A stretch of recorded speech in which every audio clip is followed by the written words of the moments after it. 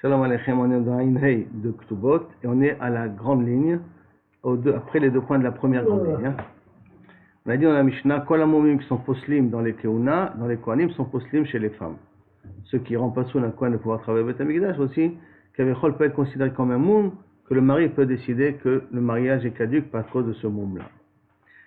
Tana, au Sifu Alehem, ils ont rajouté sur le cas des Kohanim, pour la femme, Zéa, si elle transpire trop. Maintenant, il y a une maladie de transpiration, ça existe, c'est un problème au niveau des baloutotes. Ça se traite aujourd'hui avec des pulsions électriques, mais qui fait qu'elle a tout le temps les mains mouillées, elle a tout le temps les pieds mouillés, ou des fois le corps transpire. Ça s'appelle, il y a une maladie comme ça, donc Zéa. Shuma, elle a une verrue qui est a priori un petit peu problématique, qui n'est pas belle à voir. Réachapé, et Kaviechol, elle a une mauvaise haleine, une mauvaise haleine continue. La Gemara demande, Vane Bekohan el Opasle. Et ces moumim-là que tu viens de me dire là, chez les Kohanim ne sont pas poslim, parce qu'il y a marqué aussi fou alem. Si on dit aussi fou alem, ça veut dire que normalement, c'est rien que pour la femme, ça s'appelle des moumim. Pour les Kohanim, ça ne s'appelle pas. Et pourtant, ve'atnan, hazaken ve'achole. Là, on parle d'un animal. Hein. Hazaken ve'achole, un animal qui est vieux, un animal qui est malade, ve'ham mezuham. Pour l'instant, on va traduire un mezuham, qu'il sent mauvais, qui a de très mauvaises odeurs. Il est pasoul de l'amener comme korban. Ces trois types de problèmes qu'on peut trouver chez un animal rempossent le korban. Vetnan, et il y a marqué là-dessus, Mumim elu ben kvuim ben ovrim poslim. Ba'adam. Ces mumim-là qui soient fixes, ça veut dire on ne peut pas les enlever. Ben ovrim, ça c'est des mumim qui passent. Poslim ba'adam, ils sont poslim chez les kohanim. Poslim ba'adam, ils le possèdent aussi le kohen. Donc qu'est-ce qu'on vient de dire là maintenant? Al-Mezuram, c'est l'animal qui se trouve aussi chez le kohen. Donc ça veut dire que Zéa ou Réachapé, en tout cas Zéa, ça rentre dans la catégorie des momim qui existent aussi chez les Kohanim. Pourquoi tu m'as dit Hosifu Alehem? On a rajouté sur les Kohanim aux femmes le din de Zéa, alors que théoriquement, même chez le Kohen, s'il est Mazia, s'il transpire, c'est possède la Keuna. Donc il n'y a pas de différence à faire entre un Kohen et une femme. Amar Rabbi Shiba Chanina Lokashia. Kan Bezéa Overet, Kan Bezéa Shena Overet. Quand on parle de transpiration, ça dépend quel type de transpiration. Est-ce qu'il y a une transpiration qui s'en va, qui peut partir? Ça veut dire qu'on peut guérir, on peut résoudre le problème, donc de telle sorte que on ne sentira pas que ça sent mauvais. Quand Bezéa Shena Overet, quand on parle d'une Zéa qui ne part pas. Donc une Zéa qui ne part pas, pour le Kohen, c'est pas soul. Une Zéa qui ne part pas, une Zéa qui veut partir, pour le Kohen, c'est kasher. Par contre, pour la femme, semblerait-il qu'il n'y a pas de différence à faire. Et pourquoi on essaiera de voir par la suite. La Gemara demande, Ravashi Amar, Zéha a Mezuham Karamit. Est-ce que tu fais une correspondance entre Mezuham, ils sont mauvais et ils transpirent? Hatam, Gabe Kohanim, Efshar la Avarat Bekiwa de Chambra. Là-bas, le zihum, donc les mauvaises odeurs, tu peux les enlever avec du vin et du vinaigre. Donc avant de travailler, ils se badigeonnent avec un petit peu de vin et de vinaigre. L'odeur du vin, il est plus fort que l'odeur de la transpiration et de mauvaises odeurs. Ce qui va faire qu'on ne va pas s'apercevoir qu'il a de mauvaises odeurs, ce qui peut le rendre cachère pour travailler dans le Beth Amikdash, par le fait qu'il trouve un parfum ou un déodorant qui correspond à lui enlever les mauvaises odeurs. Et et pour enlever une mauvaise odeur, tu prends du piment, tu mâches du piment, ou aujourd'hui on va prendre, tu prends un chewing-gum, tu vas prendre un bonbon, de la menthe, tu vas changer la laine. Donc ça pourra aussi résoudre le problème de réachapper. Tu peux travailler. Ah, si c'est comme ça, pour la femme aussi. Tu peux dire que la femme, elle peut se mettre des parfums sur elle, et où elle peut se changer la laine. Pour une femme, c'est pas possible. Pourquoi? Parce qu'il y a deux explications. Première explication, c'est que ça coûte très cher. Quand ça coûte très cher, le mari dit, oh, moi je suis pas intéressé à dépenser de l'argent trop long. Ça, il peut se plaindre, il peut être avare, donc il peut se permettre à se plaindre que Kaviachol, ça lui revient trop cher, c'est pour ça qu'il n'est pas intéressé d'une femme qui a une mauvaise odeur. Ou une autre explication, c'est que pour le Kohen, le problème il est zmani, il est temporaire. Il a un problème où il va être oved dans le Beth Amikdash. Total, comme il est oved dans le Mikdash, 24 heures. 24 heures après, il a fini la avoda. Même pas 24 heures, 12 heures. Il travaille qu'en journée. Une femme, c'est pas pour 24 heures, c'est chaque jour. Donc comme c'est chaque jour, elle ne peut pas résoudre le problème chaque jour. Elle prend un pile-pelle, elle change la laine pour 10 minutes, et dans 10 minutes plus tard, qu'est-ce qui va se passer? La laine va revenir. Donc comme on ne peut pas faire un changement qui est durable, alors que le mari peut se plaindre et dire je ne veux pas une femme qui a de mauvaises odeurs. Ce qui fait que ça s'appelle un moum. Donc ça s'appelle un moum, alors on peut considérer ou le mariage caduque ou s'il veut divorcer, il peut divorcer même s'il n'y avait pas de moum. Mais en tout cas, on peut considérer ça comme un mariage caduc s'il ne savait pas au départ qu'elle avait une mauvaise haleine. Dans ce cas-là, s'il divorce, il va dans un Kouba ou... Ça oui. Ah, non, maintenant ça dépend. Est-ce que c'est est-ce qu'on considère Kiddush Taout, pas Kiddush Taout? Est-ce qu'on considère que le mariage, c'est un mariage qui s'est fait en vérité par erreur, donc il n'a pas besoin de donner la K'tuba? Ou ce sont des moumim qu'elle-même, elle ne pouvait pas savoir, donc peut-être c'est pas Kiddush Taout. Bon, ça c'est déjà, ça va dépendre comment on va considérer les Kiddushim, de savoir comment on va les annuler. Maintenant on vient au deuxième moum. On a dit que le deuxième moum c'est une verrue. Aïchouma Echidamia. Cette verrue-là, quelle forme elle a? Et si elle a un poil qui pousse, vous voyez des fois il y a des personnes qui ont une grande beauté avec un genre de verrue, il y a des poils qui sortent. Ils appellent ça un poireau, un truc comme ça, d'accord? Donc s'il y a des poils qui sortent, Achab et Achab Psoula, chez le Kohen ou chez la femme, elle est Psoula, il n'y a pas de différence à faire. Donc c'est pas une raison de dire qu'on a rajouté ça chez la femme plus que sur le Kohen. Si elle n'a pas de poil la verrue, Ishu Magdola, si c'est une grosse verrue, et Achab et Achab Psoula, ça possède le Kohen et ça possède la femme aussi. Maintenant, Ishu Maktana, si c'est une petite verrue, Achab et Achab Pasla, ni chez le Kohen c'est possède, ni chez la femme c'est possède. Donc de quel type de verrue on parle? Que tu as dit que ça peut être considéré comme être possède chez la femme. Quelle est la forme de la verrue qu'on parle? Détania, comme c'est marqué. Et on va nous montrer qu'il y a justement cette différence-là. Shuma Sheshvasea, une verrue qui a un poil que dessus, un rézémou, ça s'appelle un mot. Donc ça veut dire qu'un Kohen qui a une verrue, s'il ne l'enlève pas, il ne peut pas travailler dans le Beth Amikdash avec. Et ça, c'est d'après une verrue qu'il a un poil. S'il n'a pas de poil dans la verrue, Gdola a rézémou, Ktana enzémou, une grande, si c'est une grande verrue, ça s'appelle un moum, si c'est une petite verrue, ça ne s'appelle pas un moum. Mais Zéou Gdola, qu'est-ce qui s'appelle une grande verrue? Piresh Rashbag, Ad Keisara Italki. Jusqu'à une pièce italienne. Une pièce italienne, c'est, on va dire, un shekel italien. Si c'est une grosse, un shekel, un euro italien. Le Holofen, c'est une grandeur définie qu'à partir de ce moment-là, ça s'appelle une verrue gênante. Moins que ça, moi je crois que ce n'est pas une verrue gênante. Amar Rabbi Yossi Vachanina, Ve'omedet al Padachta. Rabbi Yossi Vachanina dit non, cette verrue doit être, elle est sur le front. Omedet al Padachta. Padachta, Ravenit Payes.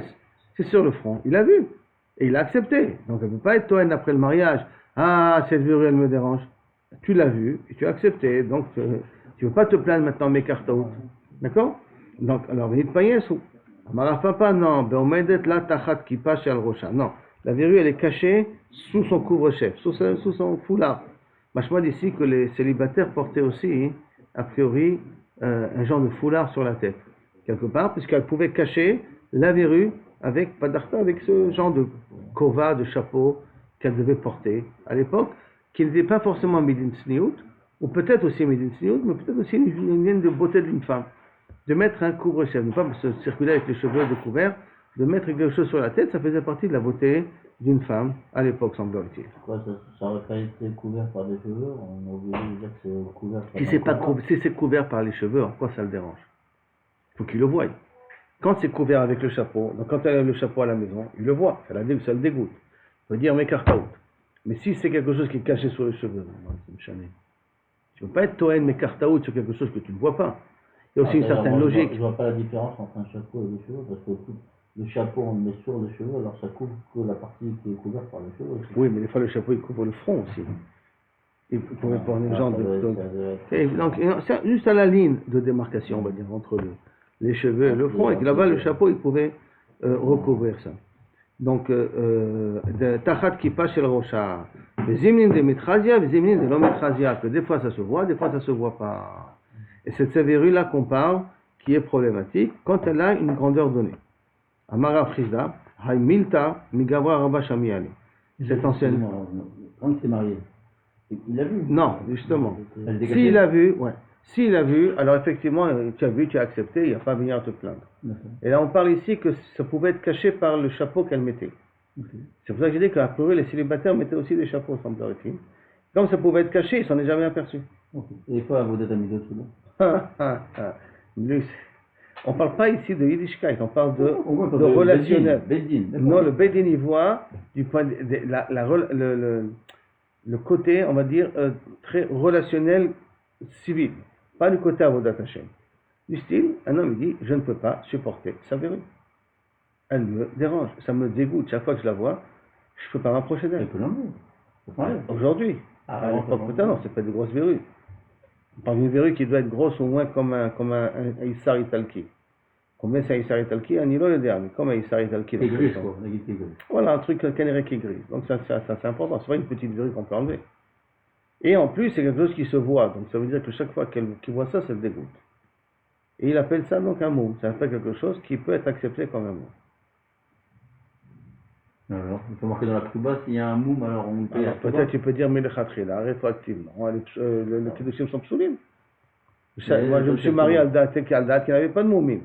Sauf qu'il savait qu'il y a des moumim. Il m'a dit je peux pas vivre avec. Donc il a parlé de Betoulim, il sort un Ktuba. Alors ça, il a demandé est-ce que comment on lui donnera la Ktuba ou pas la Ktuba. J'ai dit Lo Zocher, je ne me rappelle plus tellement. Est-ce que comment elle va recevoir? Mais c'est possible que chez les Kiddushim, ça veut dire que c'est une chose qu'elle savait et qu'elle n'a pas dit à son mari, c'est elle qui est responsable. Il y a des femmes qui ont par exemple des problèmes, des hommes, dans le cas d'hommes je connais, qui ont des maladies de peau. Il faut qu'elles disent à leur femme avant, ou qu'elles disent à leur mari avant. Peut-être ça va dégoûter son mari, ou ça va dégoûter la femme. S'il ne lui dit pas, ça peut être un mécartaout. Elle vient, elle voit ça. Je peux pas, ça me dégoûte. Qu'est-ce qu'on fait? Vedat Amidot, mais c'est plus fort qu'elle. Moi aussi. Il ne faut pas forcer quelqu'un à changer son caractère aussi. Ça, des fois, elle ne pouvait pas le savoir. Elle est cachée, elle est habillée. Ça peut être une tarna de mécartaout. C'est-à-dire qu'il y a des choses comme ça. Je connais 2 cas, si je ne me trompe pas, où le mari a dit à la femme avant le mariage, sache que j'ai cette maladie-là. Il lui a montré à elle, elle a dit à l'imikabelet, alors c'est son mari. Donc elle ne peut plus être toi, donc c'est fini, elle accepte pas. Bien que des fois elle peut dire, Hashafti shani yochol lisbol, avoir le barer li shani yochol lisbol, c'est cette tarna, on l'a déjà vu avant. Hein. Elle peut dire, Hashafti que c'est gérable, mais je vois que c'est pas gérable. C'est une tarna que la femme peut se permettre à dire, plus que l'homme. En tout cas, de là on voit. Hein. Très bien. Amar Afrizah imita megavra rabba shamiel c'est là j'ai entendu une grande personne au Manu Rabbi Shila. Nashcha kelev venasam imtemot saleket. Un chien il a mordu et de là et après il y a eu une cicatrice qui est sortie de cette morsure là. Un rezemoum. Ça s'appelle ça un moum. Amar Afrizah kol ave beisha rezemoum. Une femme qui a une voix grave, qui parle un petit peu de façon grave comme un homme, ça peut être considéré comme un moum. Chez les marques qui kolcha un rêve. Marech Nave, que ta voix elle est grave, Kaviachol, et Marech Nave, et ta vision elle est belle à voir. Non, pas grave. Arrête, elle est plaisante à écouter. Normalement, la voix d'une femme, c'est une voix douce, une voix qui passe. Quand une voix d'une femme elle est un petit peu trop rauque, un petit peu trop basse, ça donne un petit peu l'impression d'un homme ou d'une femme qui a beaucoup de caractère, et les hommes n'aiment pas trop ça. Donc ça voudrait dire que si une femme n'a pas une belle voix, ça peut être considéré comme un moum. Tout ça, tout le problème se repose à condition qu'il n'a jamais entendu parler. S'il a entendu une fois parler, et quand même il s'est marié avec elle, c'est qu'il a accepté. N'oublions pas que tous les moumim qu'on parle ici, on parle de moumim qu'il n'a pas pu s'en apercevoir avant. Surtout si à l'époque il se mariait rien que de loin, il la voyait, il dit je la veux, et le père l'a mariée, alors là le problème pouvait se poser. Aujourd'hui, Kimal va te voir que ce n'est plus une raison de divorce, parce que tu l'avais très bien entendu avant, et tu savais à quoi t'en tenir. Mais quand on accepte tous ces mots et tout ça, on doit l'ajouter dans la Ktuba. Non, on ne les précise pas. Mais si ce sont des moums, oui, si ce sont des moums qu'on peut prouver qu'il était au courant, alors c'est fini. Au cas où il se plaint, j'ai eu un cas où un khatan il a demandé le divorce parce que son nez ne lui plaisait pas. Le nez de la femme ne lui plaisait pas et il ne voulait pas qu'elle fasse une opération là-dessus. Il ne voulait pas, ou elle ne voulait pas, il ne voulait pas, je ne sais plus quel était le problème, ils ont été obligés de divorcer. Divorcer. C'est-à-dire qu'elle reçoit tous ses droits de divorce et tout ça. Pourquoi? Parce que tu as vu, tu as accepté. Maintenant que je ne supporte pas, c'est ton problème. Tu as vu, tu as accepté. Tane Rabbi Nathan, Birea, Rabbi Nathan Benera, il dit, Ben Dade Aisha Tefach, si entre les deux seins, il y a une distance de 1 Tefach de 8 cm, d'accord? Est-ce que ça s'appelle un moum ou pas? Ça va Ravacha Bere de Rav Kame de Ravashi. Ravacha, le fils de Rabba, qui était assis devant Rabbi Yochanan, disent que Tefach et Maliuta, au contraire, c'est ça qui rend une femme belle. Une différence de 1 Tefach entre les deux, c'est ça qui la rend belle. Amar le Ravashi, Gave Moumim Tanya. Non. Cette Mishnah-là, c'est au niveau des Moumim. C'est-à-dire qu'une femme qui a un défaut comme ça, c'est pas beau, et donc ça peut être considéré comme écartaout. Tanya, Kama, et quelle est la différence, la distance dans la poitrine d'une femme qui fait que ça la rend belle, Amar Abaye Shalosh Etzbaot, 3 doigts. Si elle a 3 doigts de différence, ça s'appelle qu'elle est belle, elle est présentable. Quand elle a un tefar, c'est le double. Hein. Tefar, c'est même plus que le double. Tefar, c'est presque le double. Non, c'est le double. Le double, 6 etzbaot, je crois que c'est un tefar, si je ne me trompe pas. 6 pouces, ça fait un tefar. Le double, ça veut dire donc 8 cm ou 10 cm, ça peut s'appeler un mot. Tanya Rabbi Natan Omer, Kol isha shedadea gassim mishel chaverta, rezemu. Toute femme qui a une poitrine trop imposante par rapport à le standard, keneget chaverta, alors à ce moment-là, ça s'appelle un mot. Vekama. Et combien doit être très grande différence? Amar Rabbi Shia bar bered Rabbi Yoshua ben Levi, mishmed Rabbi Yoshua ben Levi, tefar. C'est une différence de 1 tefar de 10 cm plus qu'une femme normale. C'est quand ça, au mariage, c'est après, parce que ça peut Après. Avec les grossesses et les machins. Oui, non, ça c'est déjà Nistafra Sadeo. Elle est déjà mariée, c'est sous la responsabilité justement de son mari. Tout changement qui se passe après le mariage, la femme elle est toinée, c'est ton mazal, c'est toi qui as causé, c'est pas moi. Donc là-dessus, le mari ne peut pas se plaindre. À l'époque, le mari pouvait divorcer sans demander l'accord d'une femme, de toute manière. Là, qu'est-ce qu'il est tohen? Il veut dire, mais kartaout et ne pas payer la ktuba a priori. A priori, je dis. Tiens, qui m'a posé la question tout à l'heure, j'ai dit, a priori, c'est qu'il veut remettre en question le mariage, milechatchila. Il faut que ce soit un moum qui est considéré comme un moum. Maintenant, s'il s'avère qu'elle avait mis un soutien-gorge qui montrait une poitrine normale, et Bassov, il vient après le mariage, il voit que bon, c'est un peu trop imposant. Alors, il peut être tohen, mais kartaout. Tu t'es moqué de moi, tu m'as pas, enfin, d'une certaine manière, vous comprenez quoi. Attends, dans Mikaï Kavna, est-ce que c'est possible que des personnes ont des poitrines difformes à ce point-là? Oui, Damar Rabba Barchana, Anirati Aravia, Achad, j'ai vu une arabe, Shishpila Dadea la Choré, elle a pu prendre son sein et lui donner à son enfant qui se trouve derrière. Donc comprenez de quoi on parle ici. D'accord? C'est le il faut que ce soit quelque chose qui est différent, qui n'est pas normal. Hein? Vinika Edna, il a donné manger à son enfant de cette manière-là. La Gemara continue avec un passouk. Si on a déjà parlé de ça, il nous amène un passouk. Il dit Tzion Yohamar, Ish Uladba. La Tzion, c'est pas de rapport avec ce qu'on a dit jusqu'à maintenant, tout simplement parce qu'on a dit des drachot, alors on continue avec une dracha aussi sur ce dîne-là. Donc, il y a marqué Ish, le passouk qui dit 2 fois Ish, hein, faites bien attention. Ish, Yuladba, à Tzion, un homme est né là-bas. Vous Yechonena Elion, et à Koshbaruch Kaviachol, il préparera, il recevra, ou il lui donnera le nom comme quoi tu es un habitant de Tzion. Il y a marqué le mot Ish. Il y a Rabbi Shia ben Rebbe de Rabbi Yoshua ben Levi, donc on revoit le Rabbi Shia ben Levi qui nous a parlé auparavant. C'est pour ça qu'on ramène une autre dracha en son nom. Et Chada Nolad Ba, et Chada Metzapeh Lerota, les deux s'appelleront habitants de Jérusalem. C'est qu'on n'est pas né à Yerushalayim, et puisqu'on espérait voir Yerushalayim, on espère voir Yerushalayim Betikona, on pourra s'appeler citoyen de Jérusalem. Donc toute personne qui dira Shana Abba Yerushalayim Ha'amuya peut avoir le titre de citoyen de Jérusalem. D'accord? Parce qu'il y a marqué Ish pour le premier qui habite, le deuxième pour celui qui est Metzapeh Lirota. Amar Baye, Chad Menayu Adif Ketre Mina. Un de Jérusalem ou un d'Eretz Israël vaut 2 de Babel dans son intelligence.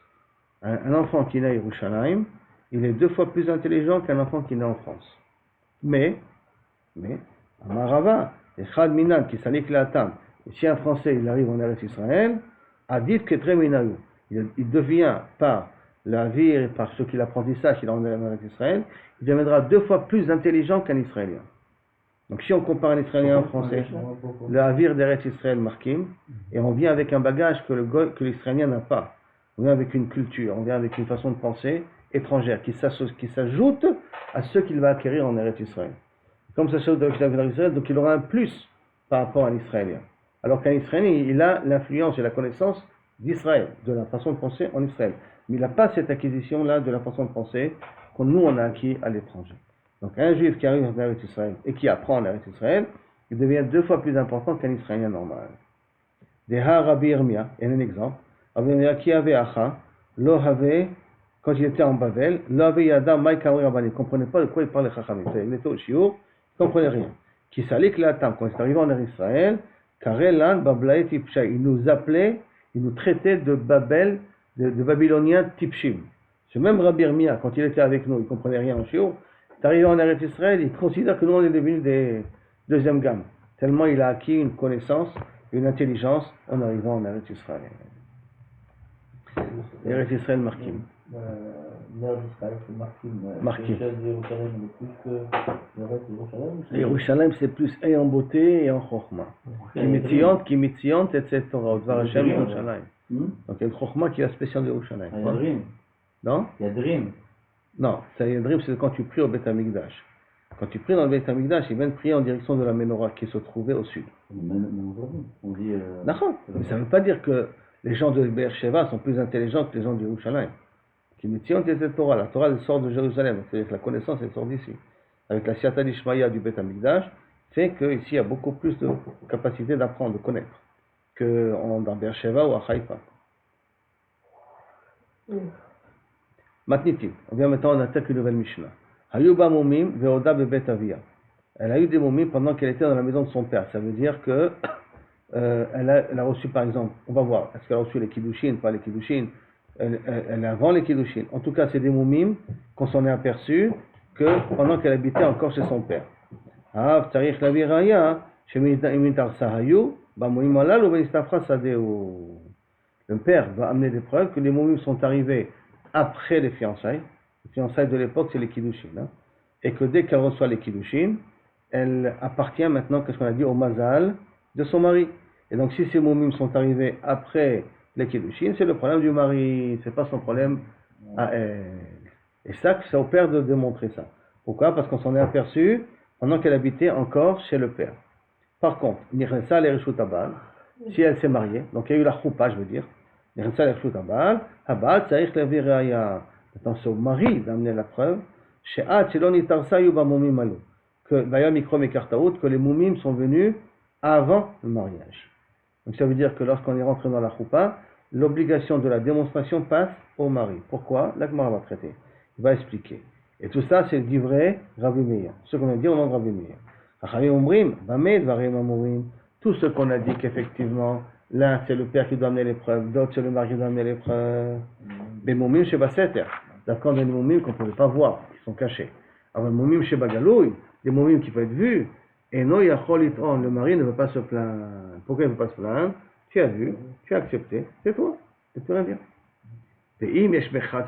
Maintenant, si al hammam, de telle sorte que les gens peuvent se laver là-bas, af mumim shebaseter et no yacholit on. Pourquoi? Il envoie sa mère, il envoie sa sœur, quand elle va se laver, il dit, jette un petit coup d'œil sur la demoiselle là-bas, est-ce qu'il n'y a pas de mumim shebaseter? Des mumim qu'on ne voit pas directement quand on est habillé. De telle sorte qu'il a dû se renseigner avant de faire la choupa. Et si maintenant il se plaint, c'est à lui de démontrer que ce sont des choses qu'il ne pouvait même pas savoir, même d'après Rachamim, et nous, il ne peut même pas être Tohen. Peut-être, de là vient le minag, chez certains nord-africains, que lorsque la femme, avant le mariage, elle va au mikvé, la belle-mère et les sœurs viennent au mikvé avec elle. Lui lave son dos, elle l'accompagne, la regarde. Là, peut-être de là vient le minag, de voir qu'il n'y a pas de défaut majeur avant le mariage. Peut-être, hein, je dis, c'est très charti, c'est de là vient peut-être ce minag-là. Que les calottes ont un dégoût de ça. Que la belle-mère, déjà avant le mariage, vient voir dans le mikvé qu'est-ce qui se passe. Donc là, ça vient d'ici. Alors la Gemara va faire un diouk sur la Mishnah. Tama de maïté à Abreaya. Toute la raison, c'est parce que le père amène une preuve que les moumim sont venus après les fiançailles. Bien après les fiançailles. Ha, lo maïté à Abreaya. Ça veut dire que si le père n'amène pas de preuve que les moumim sont venus après les fiançailles, Abal Meman. C'est le mari qui est Neeman que quoi? Que peut-être les moumim sont venus avant. Ça veut dire qu'il y a une discorde ici, entre le mari et le père. Quand est-ce qu'il y a eu les moumim? Et que le père il dit après, le mari dit avant. Si le père n'amène pas de preuve, qui c'est qui a raison? C'est le mari. Ça va d'après qui ça? On a déjà vu auparavant une machloket Rabbi Shua et Rabban Gamiel, si on se rappelle. Elle dit, j'ai été violée après le mariage. Lui, il dit, non, tu as perdu les bitulim avant le mariage. Rabban Gamiel, il a dit, c'est elle qu'on la croit. D'accord? Parce qu'elle aurait pu dire autre chose, c'est elle qu'on la croit. Rabbi Shua dit, on ne la croit pas. Tant qu'elle n'amène pas de preuve que c'était après le mariage, on ne la croit pas. Alors maintenant, a priori, c'est la même chose ici. Tant que le père n'amène pas de preuve, on ne le croit pas. Ça va d'après qui? D'après Rabban Gamiel ou d'après Rabbi Yoshua? Il dit, Mané Rabbi Yoshua. C'est Rabbi Yoshua qui dit que Adamar, l'homme Anochaim, on ne se base pas sur son témoignage de la femme ou du père, Anochaim. Il dit, ok. Donc de la Recha, tu comprends que ça va d'après Rabbi Yeshua. Et Masefa, regarde la fin de la Mishnah. Quelqu'un dit dans la fin de la Mishnah, Nechnesa le Reshut Abal, s'il y a eu la choupa, Abal tzach lavi raya, son mari d'amener la preuve. Raya. Tama demaite Abal raya. C'est parce que le mari amène la preuve qu'à ce moment-là, il peut annuler le mariage. Ha l'homme a été raya. S'il n'amène pas de preuve, ha avmeman, c'est le père qui est Neeman, comme quoi les moumines sont venus après les fiançailles. Et ça va d'après qui ça? Qui dit qu'on fait confiance au témoignage de la fille? Attends, les rabbins de Gamiel. Ça va d'après Rabban Gamiel, d'Amar Nemenet. Que là, maintenant, si la femme, elle dit j'ai été violée après le mariage, on croit la femme, et on ne va pas d'après la Tana du mari. Donc ça va a priori, la Sefa va d'après Rabban Gamiel. Et là, c'est bizarre. La Recha va d'après Rabbi Yoshua, la Sefa va d'après Rabban Gamiel, et les deux ne sont pas d'accord l'un avec l'autre. Comment c'est possible qu'il y ait une Mishnah avec deux idées contraires? Amar Rabbi Elazar, Tavra. Rabbi Elazar, il dit qu'il faut que tu mets un petit peu de l'ordre en disant que Misheshanazo, Loshanazo, Behemet, la Recha, ça veut dire que le dîner de la Mishnah sont durs l'un à l'autre, sont kshaim l'un à l'autre, et celui qui a enseigné le début de la Mishnah n'a pas enseigné la fin de la Mishnah. Et Behemet, il faudrait dire que ce sont deux Tanaïm différents qui ont enseigné cette Mishnah-là, et la Recha va d'après Rabbi Shua, et la Sefa va d'après Rabban Gamiel. La Gemara dit non. Amar Rabba lotema Rabbi Yeshua, lotema Rabbi Yeshua lo azil bata chazaka. Ne dis pas que Rabbi Yeshua ne va pas d'après la chazaka de Goufa klal. Chazaka de Goufa, ça veut dire comment elle était avant. Jusqu'à maintenant, c'est une femme. De façon générale dans le marché, dans le monde. Une femme, elle a des moumim ou elle n'a pas de moumim. 90% de la population n'ont pas. Donc on a une chazaka que les gens sont normaux, sont sans défaut. Donc il y a ce qu'on appelle Chazaka des Goufa. Ne me dis pas que Rabbi Yeshua ne va pas d'après Chazaka des Goufa. Et là, qu'il oasil Rabbi Yeshua bata Chazaka des Goufa. Mais quand est-ce Rabbi Yeshua ne prend pas en considération la Chazaka que a priori c'est une femme normale jusqu'au mariage, et Chadika Chazaka des Mamona. Lorsque ça va en objection contre Cheskat Mamon. C'est quoi Cheskat Mamon? On veut maintenant faire sortir du mari de l'argent, parce que le mari veut divorcer. Et on veut lui faire sortir l'argent, il dit paye l'Aktuba. Et lui, il veut dire non, mais Kartaout, je ne veux pas payer l'Aktuba. Les moumim étaient avant, mais Kartaout. Donc, et l'argent se trouve chez lui. Donc, lui, il est Becheskat Mamon, lui, il tient l'argent. Elle a Cheskat des Goufa, comme quoi, a priori, elle était normale jusqu'au mariage, et que le problème est venu après. Cheskat des Goufa n'est pas plus important que Cheskat Mamon. Alors, de façon générale, Rabbi Yoshua, il va d'après Cheskat des Goufa. Dans d'autres cas de figure, Rabbi Yoshua, il est d'accord que Cheskat Agouf a une valeur. Comment on sait ça? Il y a des cas Cheskat Mamona. Agir Rabbi Yoshua bata Chazaka de Goufa. Mais s'il n'y a pas Cheskat Mamon contre, Rabbi Yoshua, il est d'accord qu'on peut aller d'après Cheskat de Goufa. D'où on sait ça? Détania, comme c'est marqué. Im Baheret Kodemet la Sear. Là, on parle de dîner Touma. Baheret, c'est une tache blanche.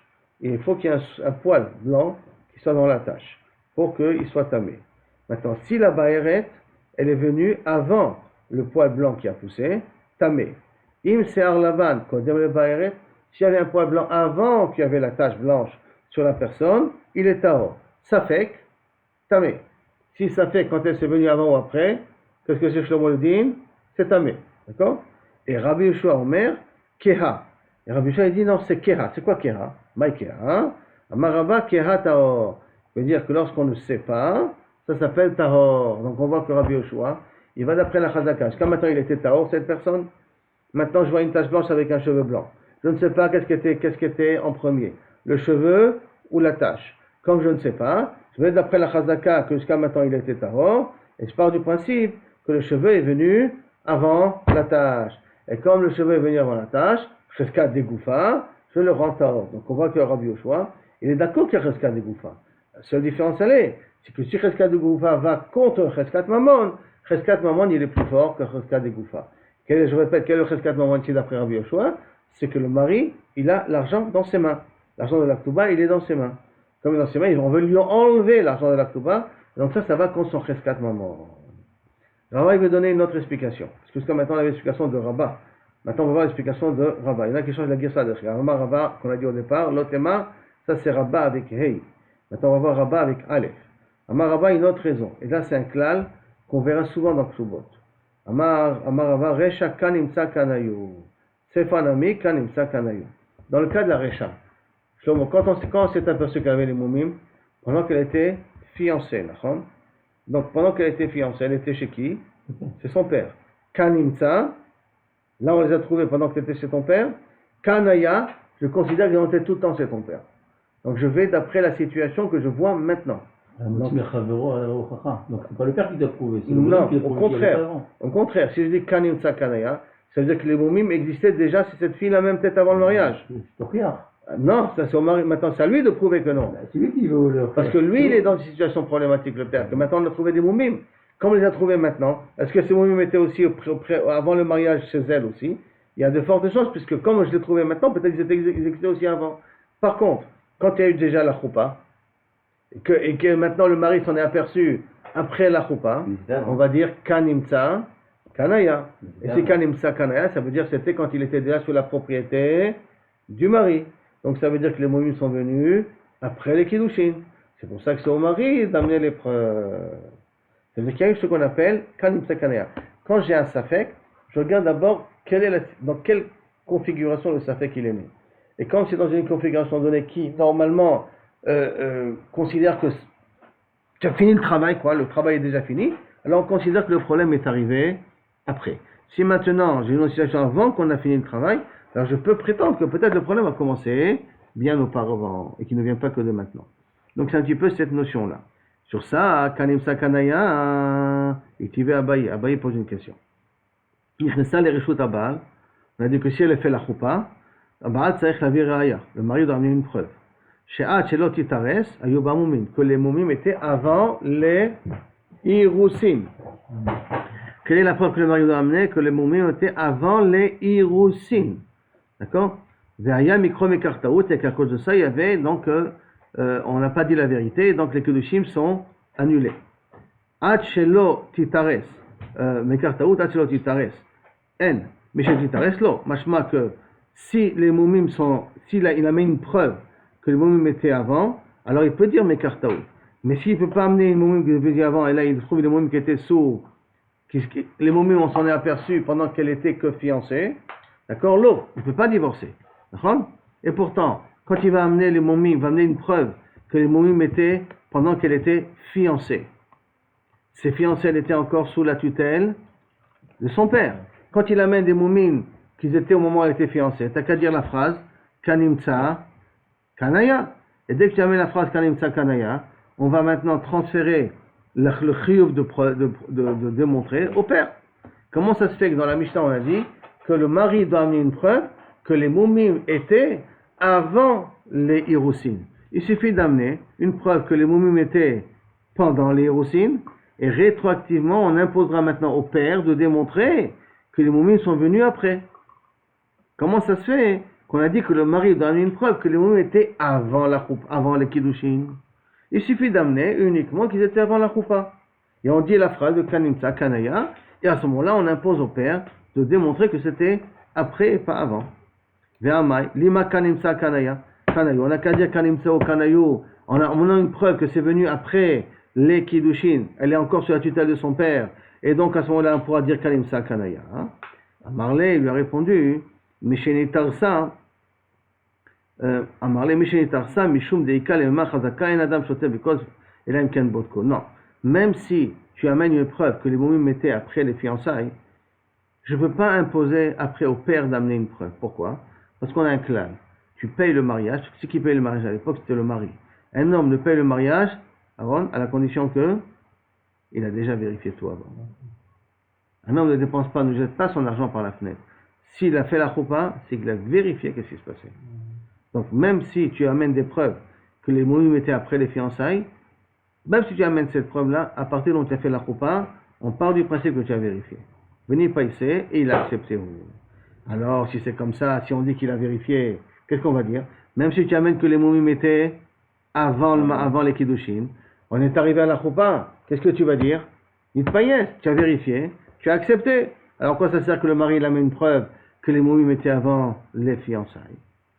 Alors Yachi Acheloti Tares Nami. Et là oui non. Chazaka en Adam et Payez Bemoumim.